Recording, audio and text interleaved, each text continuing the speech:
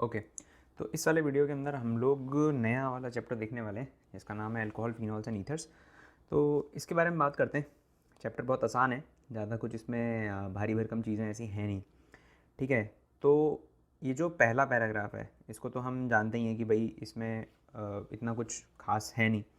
तो जो basic ordinary day to day life है उसके अंदर हम जानते हैं कि भैया जो अल्कोहल और फिनॉल होते हैं उनका हमारा डेली लाइफ के अंदर जो इन्वॉल्वमेंट है ना वो काफ़ी ज़्यादा है।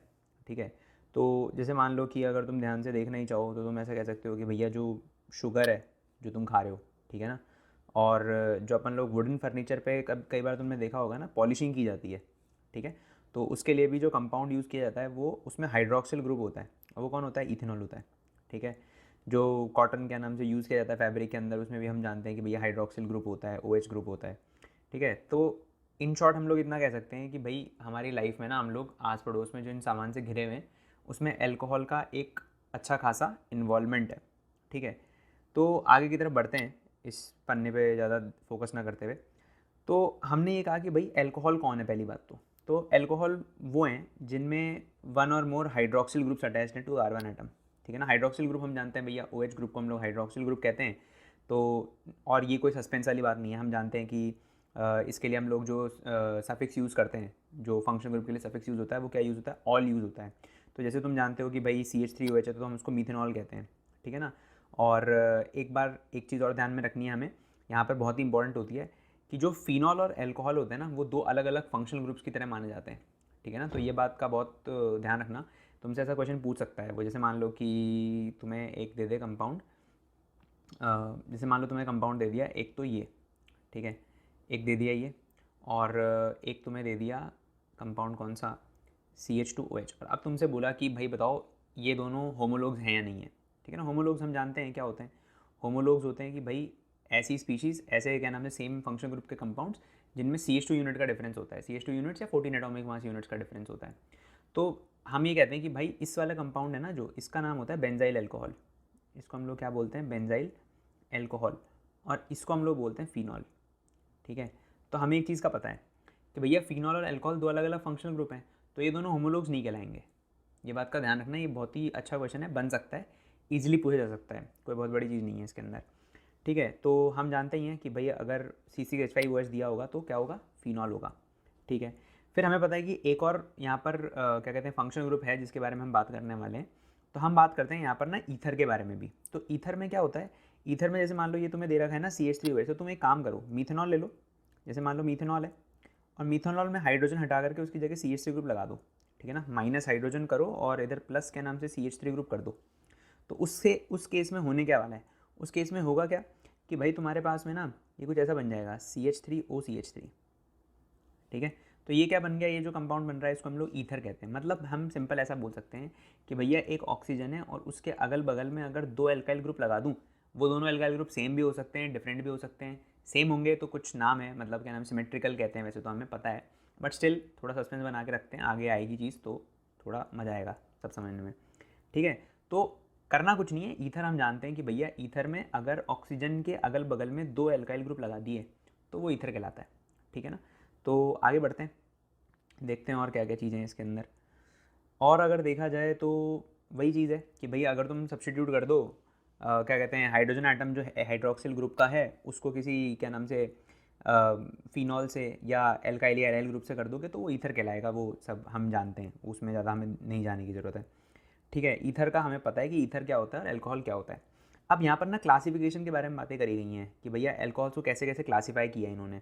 तो सबसे पहला जो क्लासिफिकेशन है ना वो होता है नंबर ऑफ OH ग्रुप्स के ऊपर, कि तुम्हारे कंपाउंड के अंदर कितने OH ग्रुप्स लगे हुए हैं। ठीक है। तो अगर तुम ध्यान से देखो तो तुम्हें दिख रहा है कि भैया तुम्हारे अगर एक ही OH ग्रुप लगा होगा तो मोनोहाइड्रिक कहलाएगा, अगर दो OH लगे होंगे तो ये डाईहाइड्रिक कहलाएगा। देखो इस कंपाउंड को तुम जानते हो, ये कंपाउंड जो है तुम्हारा, तुमने पढ़ा होगा अगर, तो इसको ना हम as a protecting group use करते हैं, है ना। कार्बोनिल कंपाउंड के लिए हम अगर देखें तो हम जानते हैं कि जो कार्बोनिल कंपाउंड्स होते हैं उनका हाँ अगर हमें प्रोटेक्शन करना होता है तो हम लोग इस कंपाउंड का यूज़ लेते हैं, है ना। 1,2 डायोल है ये, तो इसको हम लोग यूज़ लेते हैं प्रोटेक्शन करने के लिए कार्बोनिल कंपाउंड का। ये तुम जानते हो ट्राईहाइड्रिक कंपाउंड है। ट्राईहाइड्रिक इसका नाम क्या होता है? इसका नाम होता है ग्लीसरॉल। ठीक है ना। ये हम जानते ही हैं, ग्लीसरॉल है। और क्या नाम है 3 OH ग्रुप प्रेजेंट हैं, तो ये तो कोई बहुत बड़ी चीज़ नहीं हुई। हमें पता है कि भाई अगर एक ही होगा तो मोनोहाइड्रिक कहलाएगा, 2 OH होंगे तो डाईहाइड्रिक कहलाएगा, 3 OH हो जाएंगे तो ट्राईहाइड्रिक कहलाएगा। काम खत्म। आगे बढ़ते हैं। ये वाला जो क्लासिफिकेशन है ना, ये बहुत ही इंपॉर्टेंट है, ठीक है। देखो एक चीज़ का ध्यान रखना कि अगर तुम्हारा OH ग्रुप किसी sp3 हाइब्रिडाइज्ड कार्बन एटम के साथ में लगा हुआ है, तो हम लोग पहला जो क्लासिफिकेशन कर सकते हैं वो ऐसा है कि प्राइमरी, सेकेंडरी, टर्शरी वाला। हम जानते हैं कि भाई OH ग्रुप जिस कार्बन एटम से लगा हुआ है, OH ग्रुप जिस कार्बन एटम से लगा हुआ है वो कितने कार्बन एटम से लगा हुआ है फर्दर, उसी को हम लोग कहते हैं उस एल्कोहल की डिग्री। अब मुझे पता है कि भाई देखो, अगर तुम प्राइमरी वाले को देखोगे तो तुम्हें क्या दिख रहा है कि जो OH है ना, वो जिस कार्बन एटम से जुड़ा हुआ है वो फर्दर एक ही कार्बन एटम से लगा है। इस केस में तुम देखोगे कि OH जिस कार्बन एटम से लगा हुआ है ना, वो फर्दर 2 कार्बन एटम से लगा हुआ है, ठीक है। तो ये 2 डिग्री हो गया, सेकेंडरी कहते हैं इसको। OH जिस कार्बन एटम से लगा हुआ है वो 3 कार्बन एटम से लगा है, तो वो क्या कहलाएगा, टर्शरी कहलाएगा, या 3 डिग्री कहलाने वाला है। तो ये सारी चीज़ हम जानते हैं। अगला आता है हमारे पास में एलाइलिक अल्कोहल। देखो ये समझना बहुत ज़रूरी हो गया है। एलाइलिक क्या होता है, देखो पहली बात तो ये समझो, 2-3 नाम ध्यान रखना। एलाइलिक होता है, विनाइलिक होता है, एक एराइल होता है और एक होता है बेंजाइल।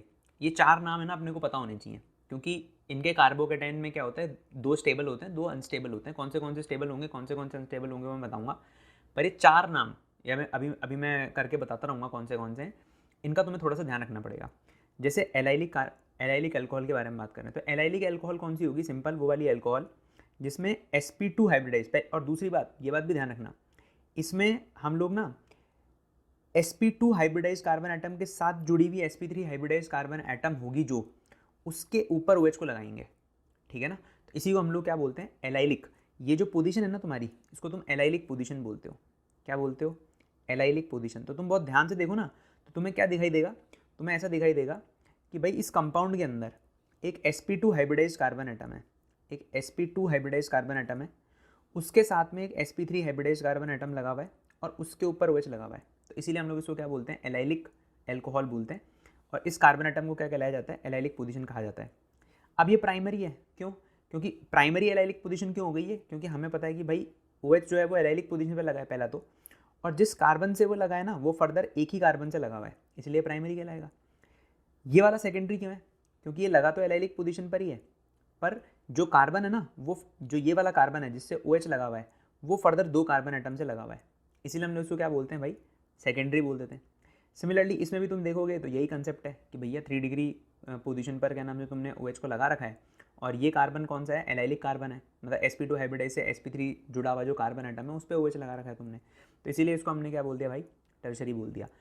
अब यहाँ पर क्या कंसेप्ट ये बनता है, ये तो चलो आसान चीज़ हो गई। एक तुम्हें जो चीज़ ध्यान में समझनी चाहिए वो ये है कि भाई अगर मान लो मैं इनका ना कार्बोकेटाइन बनाऊँ, एक कार्बोकेटाइन ये हो गया, ठीक है ना, मतलब इन्हीं एल्कोहल का कार्बोकेटाइन बना रहा हूँ मैं, ठीक है ना, प्राइमरी वाले एल्कोहल का जो यहाँ पे दिया हुआ है उसका कार्बोकेटाइन बना रहा हूँ, फिर सेकेंडरी वाले का कार्बोकेटाइन बना रहा हूँ और टर्शरी वाले का कार्बोकेटाइन बना रहा हूँ।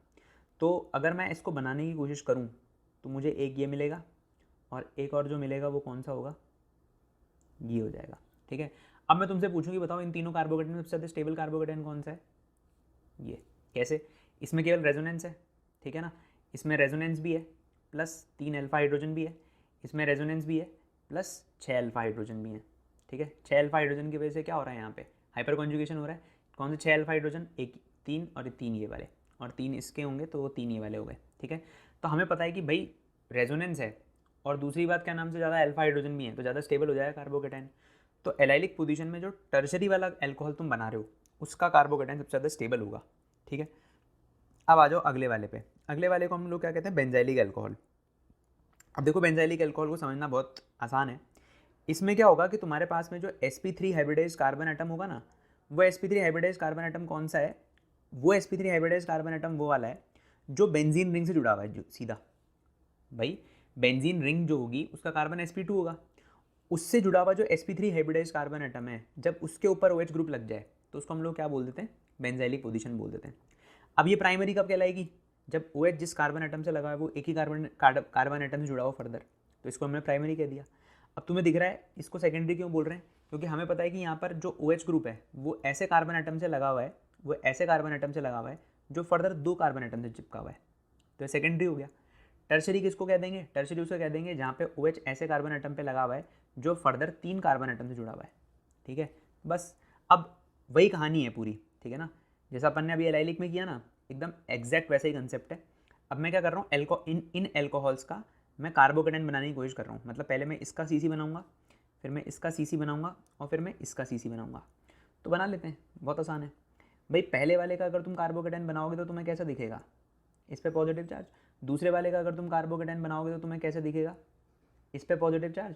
और तीसरे वाले का अगर तुम देखोगे तो तुम्हें कैसे दिखाई देगा, इस पे पॉजिटिव चार्ज। अब तुमसे मैं पूछूं कि बताओ भाई तीनों में से सबसे ज़्यादा स्टेबल कौन सा है, सबसे ज़्यादा स्टेबल ये वाला होगा, सबसे लीस्ट स्टेबल ये वाला होगा, ठीक है। अब ये वाला क्यों स्टेबल है, क्योंकि भाई इसमें रेजोनेंस है, प्लस इसके अंदर 3 और 3 6 अल्फा हाइड्रोजन है। इस वाले में रेजोनेंस है, प्लस इसके अंदर 3 ही अल्फा हाइड्रोजन है, ठीक है। और इसमें तो केवल और केवल रेजोनेंस ही है। तो इसलिए हम लोग बोलते हैं कि ये वाला मोस्ट स्टेबल होगा और ये वाला लीस्ट स्टेबल होगा। अब एक चीज़ का ध्यान रखना भाई, अभी मैंने तुम्हें बताया कि एलाइलिक और बेंजाइलिक पोजीशन क्या क्या होती हैं, ये बात ध्यान रखना। एलाइलिक और बेंजाइलिक के जो कार्बोकेटाइन होते हैं ना, वो कैसे होते हैं, स्टेबल होते हैं, ठीक है। तो तुम्हें पिछले वाले में मैंने SN1 पढ़ाया था, ठीक है। तो SN1 रिएक्शन के अंदर क्योंकि कार्बोकेटाइन बनता है, और हम जानते हैं कि एलाइलिक और बेंजाइलिक कार्बोकेटाइन स्टेबल होते हैं, तो ये अपने को ध्यान होना चाहिए कि एलाइलिक कार्बोकेटाइन और बेंजाइलिक कार्बोकेटाइन स्टेबल कार्बोकेटाइन होते हैं। अब आ जाओ भैया ऐसे कंपाउंड के अंदर जिसमें OH ग्रुप जो है ना, वो sp2 हाइब्रिडाइज कार्बन एटम से जुड़ा हुआ। अभी तक तो क्या हो रहा था, अभी तक तो OH sp3 hybridise carbon atom से जुड़ा हुआ था, ठीक है ना। इसमें देखो बेंजाइलिक वाले में जिससे जुड़ा हुआ है OH, वो sp3 है, ये भी sp3 है, ये भी sp3 है। पिछले वाले में चलो, पिछले वाले में अगर तुम देखोगे तो यहाँ पर भी तुम्हें यही दिखाई देगा कि तुमने जो OH है ना, उसको sp3 हाइब्रिडाइज कार्बन एटम के साथ में लगा रखा है। ये भी sp3 है, ये भी sp3 है, ठीक है। अब तुम ऐसा नहीं कर रहे, अब तुम क्या बोल रहे हो, अब भैया हमारा जो OH है ना, वो sp2 हाइब्रिडाइज कार्बन एटम से लगा हुआ है।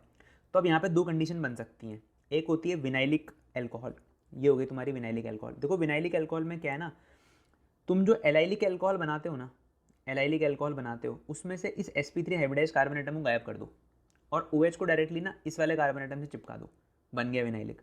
विनाइलिक में एक प्रॉब्लम होती है कि विनाइलिक कार्बोकेटाइन अगर हम बनाए ना, तो वो अनस्टेबल होगा, ठीक है। तो ये अपने को ध्यान में रखना है कि भैया अगर कभी भी विनाइलिक कार्बोकेटाइन दिया जाएगा तो ये कैसा होता है, अनस्टेबल होता है, ठीक है ना। तो इस चीज़ का ध्यान रख लेना। फिर अगला अपन लोग देखते हैं कि अगर हम लोग आगे की तरफ बढ़ना चाहें तो हम ये क्या नाम से ना फिनॉल के बारे में बात कर सकते हैं। अब देखो फिनॉल के बारे में बात कर लेते हैं, तो मुझे वही पता है कि भैया फिनॉल जो है वो मोनोहाइड्रिक हो सकती है, ये भी मोनोहाइड्रिक ही है, ये डायहाइड्रिक हो जाएगी, ये ट्राईहाइड्रिक हो जाएगी। क्यों, अरे मोनो डाया ट्राईहाइड्रिक का मतलब ये है कितने OH ग्रुप लगे हुए हैं, इसमें एक ही OH लगा है, इस वाले में इस वाले में भी एक ही OH ग्रुप लगा है, तो ये भी मोनोहाइड्रिक होगा। इसमें 2 OH लगे हैं तो ये डायहाइड्रिक हो जाएगा, इसमें 3 लगे हुए हैं तो ये कैसा हो जाएगा, ट्राईहाइड्रिक हो जाएगी ये वाली, ठीक है। तो ये कंसेप्ट तो हमें पता है, ठीक है ना। अब एक बात का और ध्यान रखना कि भाई जैसे विनाइलिक कार्बोकेटाइन अनस्टेबल है, वैसे ही अगर अपन लोग फिनॉल ले लें और फिनॉल में से OH हटा दें और इसका कार्बोकेटाइन बनाएं, तो ये जो कार्बोकेटाइन होगा ना, ये भी अनस्टेबल होगा। ये जो एराइल कार्बोकेटाइन होता है या जो हम लोग क्या नाम से फिनाइल कार्बोकेटाइन बोलते हैं, ये भी अनस्टेबल होता है। तो मैंने तुम्हें अभी भी कहा था कि 4 कार्बोकेटाइन को तुम्हें ध्यान रखना है, एक एलाइल, विनाइल, बेंजाइल और एराइल। स्टेबल कौन से होते हैं, स्टेबल 2 होते हैं, एक एलाइल होता है और एक होता है बेंजाइल। अनस्टेबल कौन से होते हैं, विनाइल और एराइल। ये तुम्हें ध्यान रखना पड़ेगा, SN1 रिएक्शन वगैरह में काम आता है, कई बार डायरेक्ट क्वेश्चन भी बन जाता है GOC के हिसाब से, ठीक है।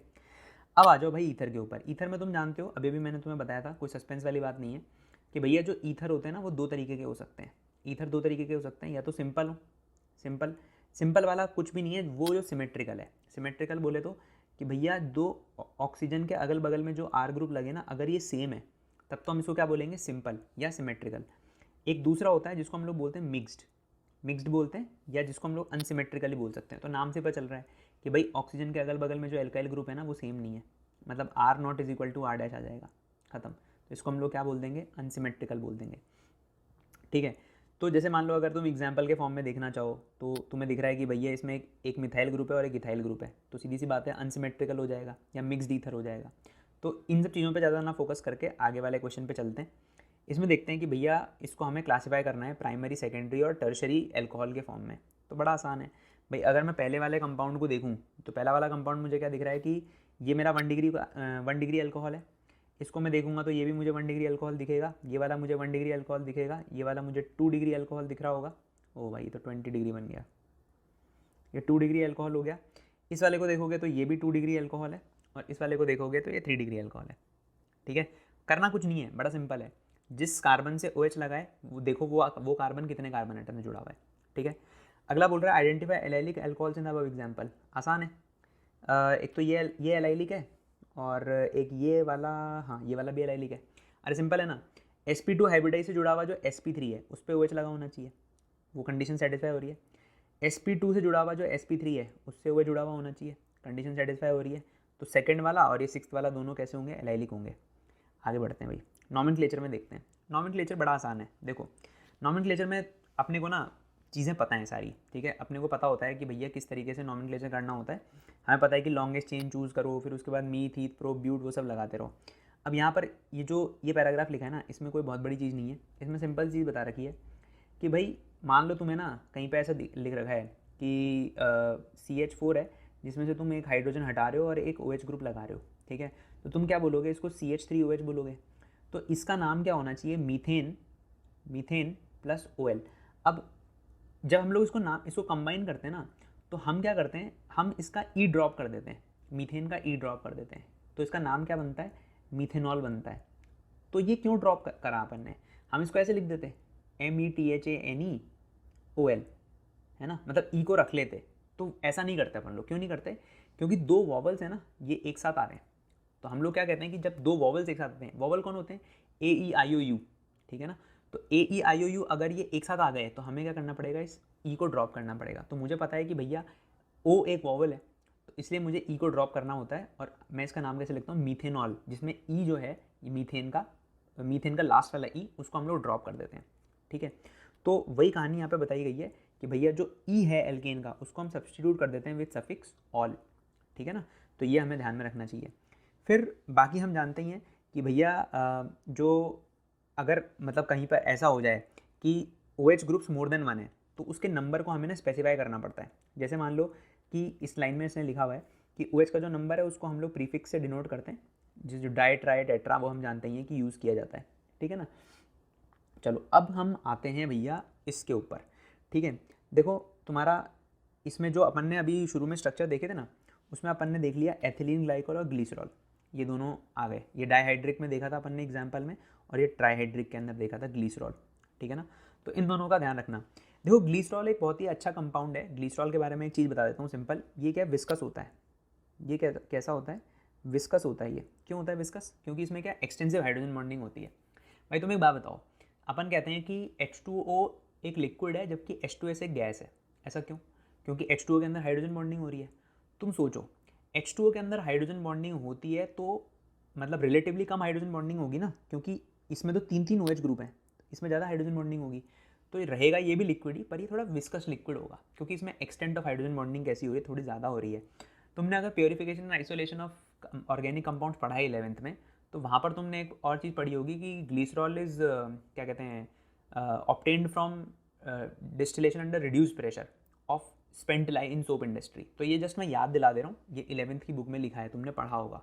ठीक है ना, तो ग्लीसरॉल के बारे में 2-3 चीज़ें हैं बहुत इंपॉर्टेंट हैं, इसकी कुछ एक रिएक्शंस भी होती हैं, काफ़ी इंपॉर्टेंट होती हैं, पर उतना हम अभी डिटेल में नहीं जा रहे हैं, हम आगे बढ़ते हैं। ठीक है, देखो इसमें ना आइसो, टर्ट, सेक, इन सब के बारे में बात कर रखी है। ये मैंने प्रीवियस जो चैप्टर जब मैंने कवर किया था तो उसके अंदर जो कॉमन नेम्स आए थे वहाँ पे मैंने इसको एक्सप्लेन किया था कि आइसो, नियो, सेक, टर्ट ये सब क्या होते हैं। ठीक है ना, अगर तुम्हें पता है तो अच्छी बात है, नहीं पता है तो प्लीज़ वहाँ से एक बार जा करके उसको रेफ़र कर लेना। ठीक है, तो वो चीज़ें मैं ऑलरेडी कवर करवा चुका हूँ।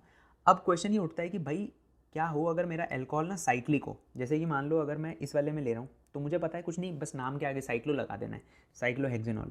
यहाँ पर तुम देख रहे हो 2 मिथाइल साइक्लोपेंटेनॉल, बस तुमने साइक्लो वर्ड जो है वो ऐड कर दिया है। कई बार ऐसा होता है कि जब हम, क्योंकि सब्जेक्टिव तो है नहीं हमारा पेपर वैसे तो, बट मान लो अगर सब्जेक्टिव होता है कोई पेपर, तो वहाँ पर हम ना कभी कभी साइक्लो लिखना भूल जाते हैं, या कभी कभी ऐसा होता है कि नाम दिया हुआ है और स्ट्रक्चर बनाना है तो हम लोग साइक्लो पे फोकस करना भूल जाते हैं, तो हमारा स्ट्रक्चर जो है वो गलत बन जाता है। तो थोड़ा सा ध्यान से पढ़ा करो नाम को एक बार बस। ठीक है, फिनॉल्स में आ जाते हैं अब। देखो फिनॉल्स में ना 2-3 एग्जाम्पल बड़े इंपॉर्टेंट होते हैं। ठीक है ना, जो तुम्हें याद होने चाहिए। देखो कौन से, इसको हम फिनॉल कहते हैं, इसको हम लोग ऑर्थोक्रीसॉल कहते हैं, इसको मेटाक्रीसॉल कहते हैं, इसको पैराक्रीसॉल कहते हैं। ये बहुत ही इंपॉर्टेंट है। कई बार स्टेटमेंट टाइप क्वेश्चन आ जाते हैं जेई में या नीट में, मान लो अगर आ जाए, वो तुम्हें कंपाउंड बना के ना दे, वो तुम्हें बोल दे कि भाई ये लो ऑर्थोक्रीसॉल, और ऑर्थोक्रीसॉल की रिएक्शन कराओ एसिटिक एनहाइड्रेट से। ठीक है। तो हमें पता है कि मान लो अगर उसने ऑर्थोक्रिसॉल दे दिया, अगर स्ट्रक्चर बना के दे दिया तब तो बहुत अच्छी बात है। अगर स्ट्रक्चर बना के नहीं देता ना कई बार, तो हम परेशान हो जाते हैं। इसकी रिएक्शन मान लो मुझे एसिटिक एनहाइड्राइड के साथ में करानी है, ऐसा उसने बोल दिया, तो मुझे पता है कि जो OH ग्रुप होते हैं वो क्या नाम से एसिटाइलेशन हो जाता है उनका, एसिटिक एनहाइड्राइड से रिएक्शन करने के बाद में। तो ये क्या बनाता है, ये प्रोडक्ट बनाता है कुछ ऐसा कि यहाँ पर CH3 होगा, यहाँ पे O होगा, C double bond O, CH3 आ जाएगा, ठीक है। तो ये रिएक्शन हम कर सकते हैं, है ना, रिएक्शन अपने को पता है मान लो अगर, पर ये स्ट्रक्चर नहीं पता, तो फिर बैठे रहो आराम से, तो वो दिक्कत हो जाती है। इसीलिए मैं कह रहा हूँ ऑर्थोक्रिसॉल, मेटाक्रिसॉल, पैराक्रिसॉल, इनको थोड़ा ध्यान रखना। देखो अब अगर वो तुम्हें, मतलब ये सब तो कॉमन नेम है ना, ऑर्थोक्रिसॉल, मेटाक्रिसॉल, पैराक्रिसॉल, ये लिख के दे देगा तो हो सकता है तुम्हें याद ना रहे। 2-मिथॉक्सीफिनॉल दे दिया तब तो सॉरी 2-मिथाइल-फिनॉल दे दिया तब तो तुम बना ही लोगे, तुम्हें पता ही है भाई फिनॉल बनाना है ना, और फिनॉल बना करके उसमें सेकंड पोजीशन पे मिथाइल लगा देना है, खत्म काम। तो अगर IUPAC नेम दे देगा तब तो मजे हैं तुम्हारे, पर अगर नहीं दिया IUPAC नेम, कॉमन नेम दे दिया गलती से और नहीं है याद, तो भाई इतना दुख होता है ना। चलो आगे बढ़ते हैं। आगे एक और जो चीज़ है ध्यान रखने लायक वो ये है कि जैसे ये अपने को डाइहाइड्रिक क्या नाम से फिनॉल्स दिए में, तो कॉमन नेम इनका याद होना चाहिए तुम्हें, कैटेकॉल, रिसोर्सिनॉल, हाइड्रोक्विनॉन। हाइड्रोक्विनॉन को हम लोग कीनॉल भी कहते हैं, ध्यान से ये ध्यान रखना, दोनों यूज़ हो सकता है वर्ड। ईथर्स में आ जाते हैं। ईथर्स में हम जानते हैं कि ईथर क्या होता है, ज़्यादा हमें डिटेल में नहीं जाना है। सबसे इम्पॉर्टेंट जो दो हैं, जो अभी तक वैसे तो नहीं पूछे गए हैं बट मान पूछे जा सकते हैं, वो कौन सा है? दो तो नहीं, एक ही। वैसे तो एनिसॉल भी इंपॉर्टेंट है, हम जानते हैं कि बेंजीन रिंग के अंदर ऊपर अगर OCH3 ग्रुप लगा दूं या बेंजीन रिंग के ऊपर मिथॉक्सी ग्रुप लगा दूं तो एनिसॉल कहलाएगा। पर बेंजीन रिंग के ऊपर अगर O-C2H5 लग जाए तो उसको फिनिटॉल कहते हैं। ये बहुत इंपॉर्टेंट है, इसको ध्यान रखना, ये पूछा जा सकता है, चांसेस बहुत ज़्यादा हैं भाई। तुमने ना अगर अच्छे से पढ़ाई करी तो तुम्हें एक चीज़ पता होगा, तुमने ना ऐसा पढ़ा होगा कि जो ईथर होते हैं ना, कोई भी ईथर होता है जैसे, तो वो क्लीव हो सकता है HI के प्रेजेंस में, उसे क्लीवेज करते हैं अपन लोग। मान लो मेरे को ऐसा दे दिया कि इसकी HI के साथ में रिएक्शन करानी है मुझे और उसको क्लीवेज करके प्रोडक्ट बनाना है, तो अभी तो ये बहुत आसान है क्योंकि मुझे स्ट्रक्चर बना के दिया है। मान लो उसने मेरे को ये स्ट्रक्चर नहीं बना के दिया होता, उसने मुझे लिख के दे दिया होता भैया लो फिनिटॉल, ठीक है, और फिनिटॉल की रिएक्शन तुम कराओ HI के साथ में और बताओ प्रोडक्ट क्या बनेगा। अगर तुम्हें याद नहीं है ना तो कोई मतलब नहीं है, जबकि प्रोडक्ट बहुत आसान है, एक फिनॉल बनेगा और एक क्या नाम से इथाइल आयोडाइड बनेगा, तुम जानते हो इस चीज़ को। बाकी तो जब आगे आएगा तो मैं बताऊंगा अगर तुम्हें नहीं आता है तो ये बात का ध्यान रखना, तुम्हें ये फिनिटॉल जो है वो पता होना चाहिए कि क्या होता है, ठीक है। आगे बढ़ते हैं तो हमें पता है कि इसमें एल्कोहल ईथर ग्रुप कौन से होते हैं।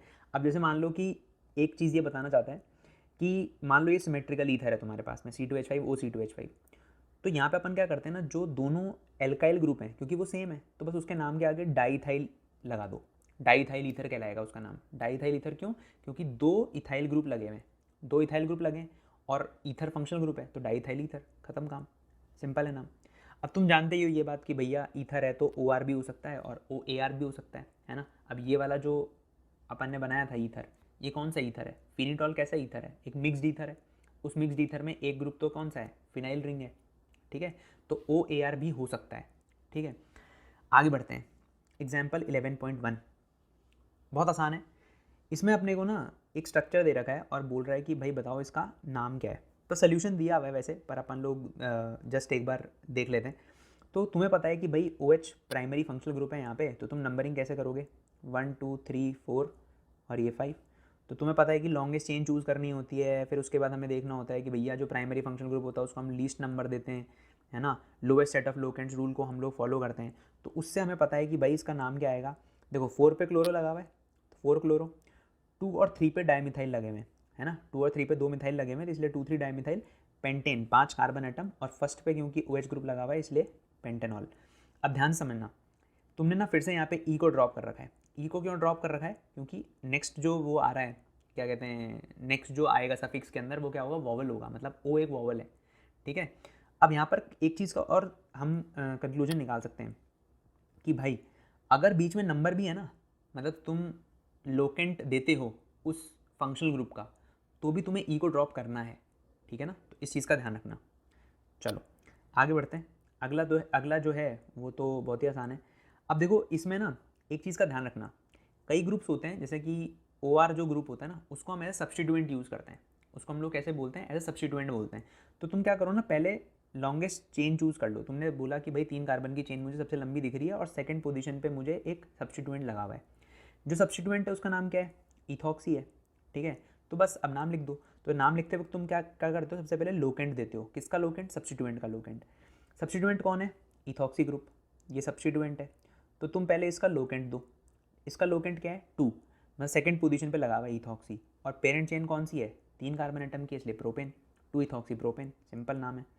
अब आ जाते हैं इस वाले पे, थर्ड वाले पे। तो इसमें क्या है, 2,6। अब तुम्हें पता है कि भैया इसको मुझे 1 देना होगा, 2 3 4 5 6। तो हमें पता है 2 6 पे डाइमिथाइल लगा हुआ है, और क्योंकि प्राइमरी जो कंपाउंड है वो क्या है, फिनॉल है। तो इसका मतलब कंपाउंड का क्या नाम हो जाएगा, कंपाउंड का नाम हो जाएगा 2,6 डाइमिथाइल फिनॉल। आगे बढ़ते हैं। अब एक चीज़ का और ध्यान रखना, नाइट्रो जो ग्रुप होता है ना, वो भी सब्स्टिट्यूएंट की तरह ही यूज़ किया जाता है।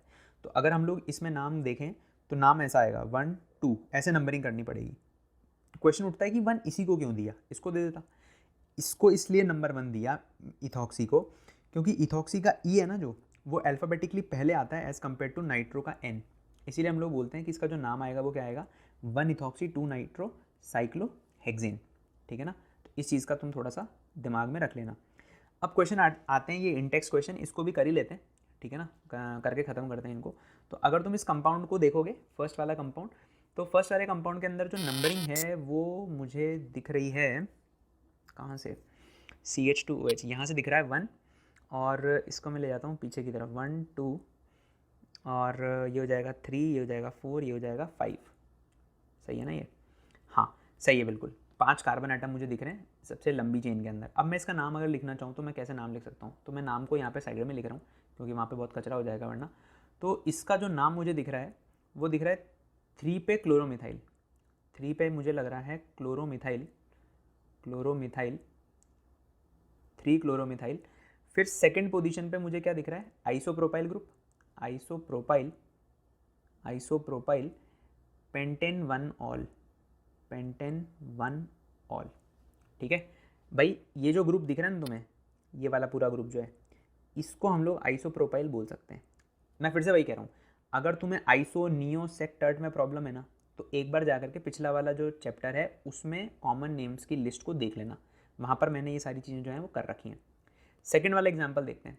देखो अगर तुम सेकंड वाले एग्जाम्पल को देखोगे तो इसमें अपन लोग नंबरिंग कहाँ से कर सकते हैं, इसमें हम लोग नंबरिंग कर सकते हैं भाई इधर से, 1 2 3 4 5 6, ठीक है। इस तरीके से नंबरिंग दिख रही है मुझे। तो इसका नाम क्या दिख रहा है मुझे, 2 पे और 5 पे 2 मिथाइल लगे हुए हैं, तो 2,5 डाई मिथाइल, इसको कैपिटल कर देता हूँ मैं, 2,5 डाई मिथाइल, 2,5 पे मुझे डाई मिथाइल दिख रहा है। हेक्सेन, क्योंकि 6 कार्बन एटम है, हेक्सेन। और मुझे 1,3 पे डाईऑल दिख रहा है, ठीक है ना। तो मुझे दिख रहा है 1,3 पे डाईऑल, तो ये नाम आ जाएगा इसका, ठीक है ना। क्योंकि मैंने क्या बोला कि अगर कहीं पे मोर देन 1 OH ग्रुप होते हैं तो उसके नंबर को डिनोट करने के लिए मुझे डाई ट्राई टेट्रा यूज़ करना पड़ता है, तो मैंने इसीलिए डाईऑल लिखा है इसको, ठीक है। नेक्स्ट वाला कर लेते हैं अपन लोग, थर्ड वाला तो बड़ा आसान दिख रहा है मुझे। थर्ड, क्योंकि OH प्राइमरी फंक्शनल ग्रुप होता है तो मेरे को इसको नंबर 1 देना पड़ेगा, इसको ऑफकोर्स नंबर 3 आएगा। तो इसका जो नाम आएगा वो क्या होगा, 3 ब्रोमो साइक्लोहेक्सेनॉल, 3 ब्रोमो साइक्लो। अब साइक्लो लगाना बहुत जरूरी है क्योंकि साइक्लिक है, साइक्लोहेक्सेनॉल, ठीक है, बड़ा आसान था। अब क्वेश्चन उठता है नेक्स्ट वाला कि अगला वाला देखते हैं भाई, अगला वाला क्या बन रहा है। तो इसमें अगर तुम नंबरिंग करोगे तो तुम्हें नंबरिंग कैसे दिखाई देगी भाई, इसमें बहुत आसान है। क्योंकि अब मुझे ना डबल बॉन्ड दिख रहा है तो मुझे नंबरिंग यहाँ से करनी पड़ेगी, 1 2 3 4 5 6, ठीक है।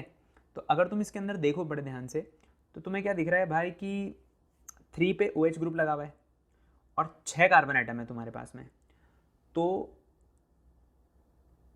हेक्स 1 इन 3 ऑल, ये इसका नाम हो जाएगा, ठीक है। तो ये भी बहुत आसान है भाई, हम इसको इजीली क्या नाम से कर सकते हैं।